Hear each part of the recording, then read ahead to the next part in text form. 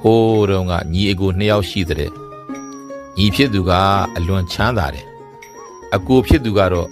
ဆင်းရဲရှာတယ်လက်သမားအလုပ်နဲ့လောက်ကင်စားတော့ရတယ်ပေါ့ညီဖြစ်သူကလည်းအကိုကိုကူညီတာထောက်ပံ့တာဘာမှမလုပ်ညီအကိုရာတော်တာ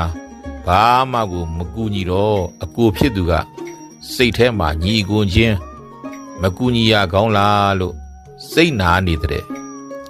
တနေ့တော့ညီဖြစ်သူတစ်ထက်ကအိမ်ဆောက်ချင်တော့အကိုကြီးကိုတိုင်ပင်ပြီးတော့အိမ်ဆောက်ပေးဖို့ပြောတဲ့အကိုကြီးကလည်းလက်သမားဆရာကြီးဆိုတော့အေးဆောက်ပေးရမှာပေါ့ဆိုပြီးတော့ဒီလောက်တောင်ညီအကိုမှမသိတတ်တဲ့ကောင်မွဲသွားအောင်ငါလုပ်ပြမယ်မင်းသိရောပေါ့ဆိုပြီးတော့အိမ်ရဲ့ဥယျာဉ်တိုင်းကိုဇောက်ထိုးစိုက်ပြစ်လိုက်တဲ့ဒီလိုနဲ့အိမ်ပြီးသွားတဲ့အခါဥယျာဉ်တိုင်းဇောက်ထိုးကြီးနဲ့အိမ်မှာညီဖြစ်သူနေရတာပေါ့ညီနေတဲ့အိမ်ဟာဥယျာဉ်တိုင်းဇောက်ထိုးကြီးနဲ့ဖြစ်နေတာပေါ့ညီဖြစ်သူကဇောက်ထိုးရဲ့မိုးမျှော်ရဲ့ဘဲသိမှလဲ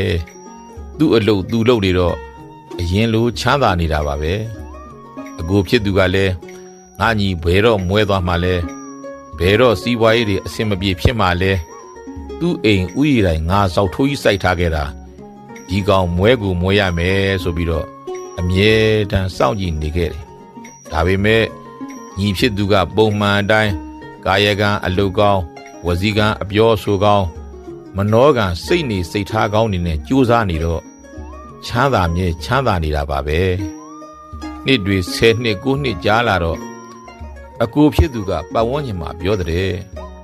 ငါညီကမမွဲလို့သာနေတာရဲ့သူ့အိမ်ကဥယျာဉ်တိုင်းကဇောက်ထိုးကြီးငါစိုက်ခဲ့တာ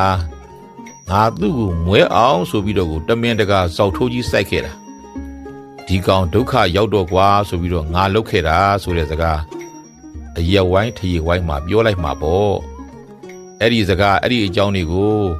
တဆင်စကားတဆင်သားနဲ့ညီဖြစ်သူတိသွားတော့ဟာဒုက္ခပဲငါအိမ်ကဥယျာဉ်တိုင်းကဇောက်ထိုးကြီးဆိုပါလားဆိုပြီးတော့စိတ်တွေစပြီးတော့ဆင်းရဲလာတယ်စားလဲငါအိမ်ကဥယျာဉ်တိုင်းကဇောက်ထိုးကြီးတဲ့သွားလဲပဲငါအိမ်ကဥယျာဉ်တိုင်းကဇောက်ထိုးကြီးဟာအလုတ်လုတ်လဲဒီစိတ်ကြီးပဲဖြစ်နေတော့အလုတ်အပေါ်မှာလဲစိတ်ကမရောက်တော့ဘူးနေရတာကလည်းစိတ်မချမ်းသာတော့ဘူးစိတ်မချမ်းသာစိတ်ကဆင်းရဲနေတော့ရောင်းတဲ့နေရာမှာလည်းရွှွန်ရွှွန်ပြပြမရှိဝယ်တဲ့နေရာမှာလည်းစီစီစစ်စစ်မရှိလုပ်ငန်းမှာလည်းစိတ်ကမရှိနဲ့တဖြည်းဖြည်းနဲ့စီးပွားရေးတွေကြကြလာ